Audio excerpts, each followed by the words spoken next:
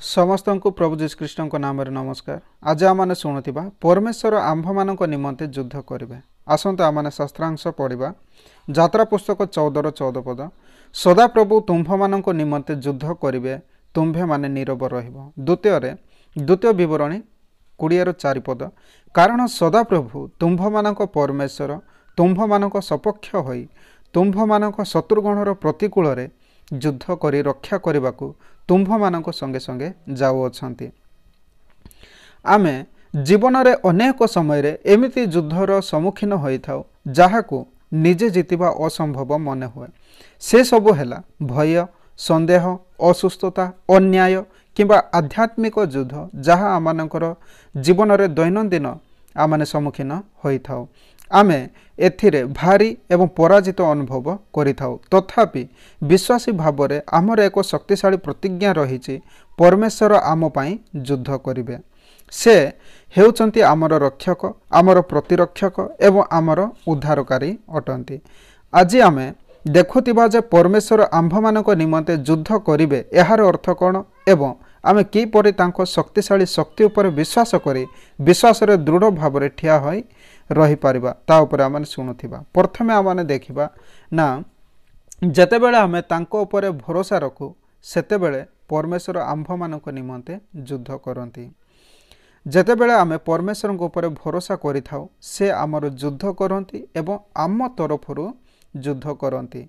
से आमको आमर निजर शक्ति किंबा संबल परिवर्ते तांको उपरे आमर विश्वास रखिबाकू आमानकु कहती एवं आमानक ठारू चाहती।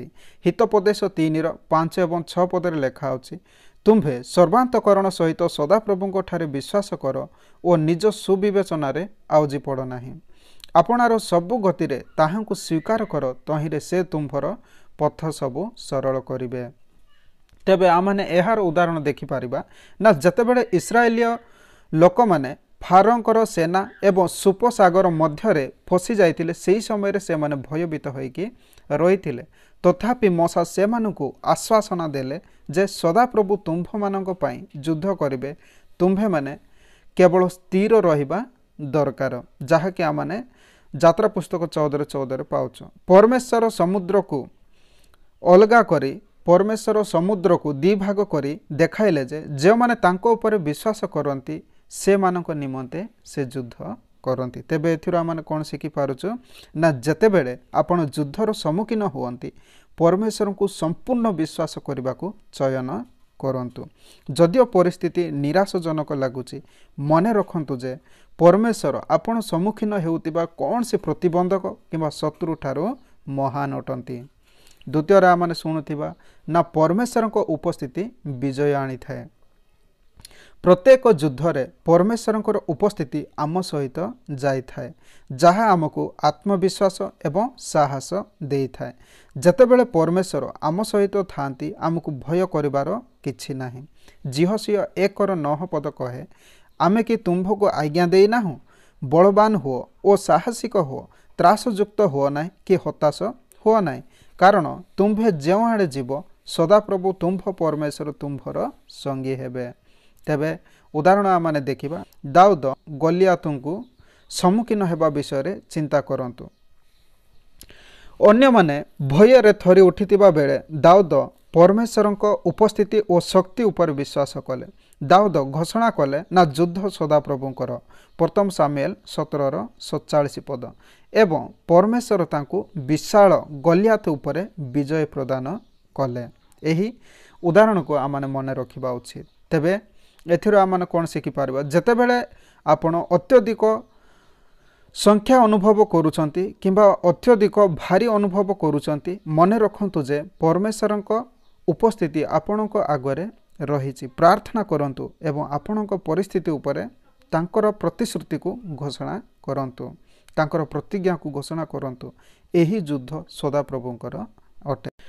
तृतीय नंबर विषय देखुथिबा ना परमेश्वर आम बुझामणा बाहर युद्ध करती। परमेश्वर मार्ग आम मार्ग ठारू उच्च एवं से प्रायतः अप्रत्याशित उपाय रे आम पाई युद्ध करती। से उपस्थिति को लोकं को एपरिकी चमत्कार को व्यवहार करी विजय आनी थांती। जिसाय 55:8 एवं 9 पद। जेहेतु सदाप्रभु कहती आमर संकल्प सकल तुम्भमानंकर संकल्प परि नुहे कि बा तुम्भमानंकर मार्ग सकल आमर मार्ग परि नुहे कारण पृथ्वी अपेक्षा आकाश मंडल जेपरि उच्च सेहीपरि आमर मार्ग सकल तुम्भमानंकर मार्ग अपेक्षा और आम्भर संकल्प सकल तुम्भमानंक संकल्प अपेक्षा उच्चतर अटे। तेबे उदाहरण आम देखा द्वितीय वंशावली 20 राजा जीहोशाफाट एक विशाल सैन्यर सम्मुखीन हेले।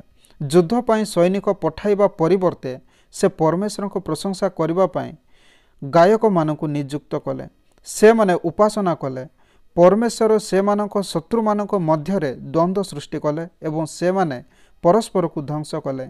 इस्राएलिय मानक युद्ध करने को पड़िला नाही, युद्ध परमेश्वर जीतिले। तेबे एथिर आमने कोन शिखि पारिबा जतेबेले परमेश्वर आपण मानक पई युद्ध करंती तांकर मार्ग प्रति खला रुहंतु।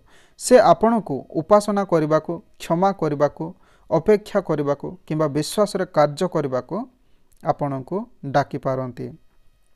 विश्वास करंतु जे आपण एहाकु देखि न पारिले मध्य से काम करूछंती। चतुर्थरे आमने देखिबा ना आमर भूमिका आमर कर्तव्य होचे स्थिर रहिबा एवं दृढ़ भावरे ठिया हेबा। परमेश्वर प्रायतः आमको दृढ़ भावरे ठिया हेबाकु एवं स्थिर रहिबाकु डाकंती।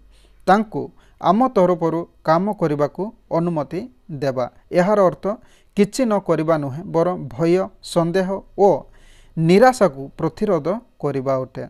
एफिसियो 6:13 पद कहे एणु तुम्भे माने जेपरि दुर्दिन प्रतिरोध करी सर्वजयी होई अटल रही पार एथि निमंते ईश्वर दत्त समस्त सजा ग्रहण कर। उदाहरण स्वरूप जतेबेले आमे आक्रमणर सम्मुखीन हेउ आमर प्रवृत्ति हेउछि निज शक्ति रे लड़िबा किंबा आतंकित हेबा मनुष्यर, किंतु परमेश्वर आंभ मानकु विश्वास रे दृढ़ भाव रे ठिया हेबाकु तांकर प्रतिज्ञा घोषणा करबा एवं आम पई युद्ध करबा पई तांको ऊपर विश्वास करबा कहंती।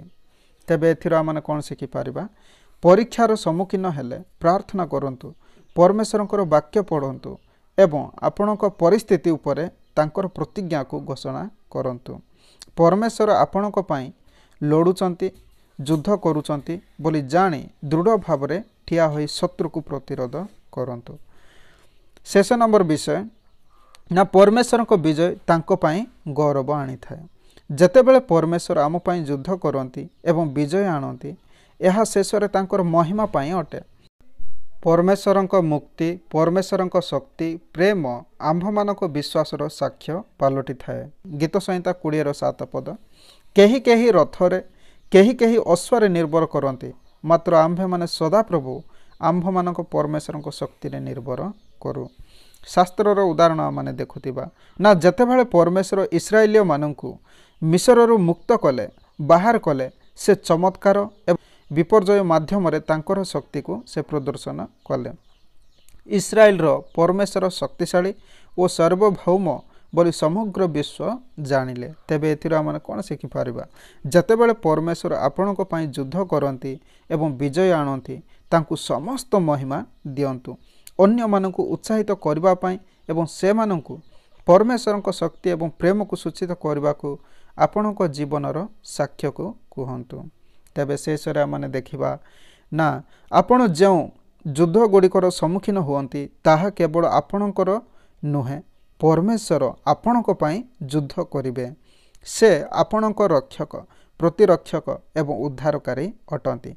तांको ऊपर विश्वास करंतु दृढ़ भाव रे ठिया हुअंतु एवं देखंतु जे से आपणक बुझामणा बाहरे आपण बुझिबा बाहरे थिबा उपाय रे से विजय को आणंती। शत्रु बा प्रतिबंधक जेते बड़ हेउना काहीकि मने रखंतु जे सदाप्रभु आपणक सहित अछंती। से आपणक पई युद्ध करिवे एवं आपणकु प्रत्येक परीक्षा देई आनिबे। आमेन।